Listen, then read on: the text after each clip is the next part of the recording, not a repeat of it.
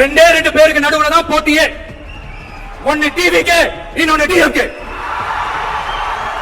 மாண்புமிகு மன்னராட்சி முதல்வர் அவர்களே, மாண்புமிகு திரு முத்துவேல் கருணாநிதி ஸ்டாலின் அவர்களே, பேரை மட்டும் வீராப்பா சொன்னா பத்தாதவர்களே, செயலையும் ஆட்சியிலையும் அதை காட்டணும் அவர்களே. நேற்று வந்தவங்க முதலமைச்சர் ஆகணும்னு கனவு காண்றான்னு சொல்றீங்க, அது நடக்கவே நடக்காதுன்னு சொல்றீங்க. அப்புறம் எங்க எந்த கட்சிக்கும் இல்லாத நெருக்கடியை தமிழக வெற்றிக்கழகத்துக்கு மட்டும் போட்டுக்கிட்டே இருக்கிறீங்க.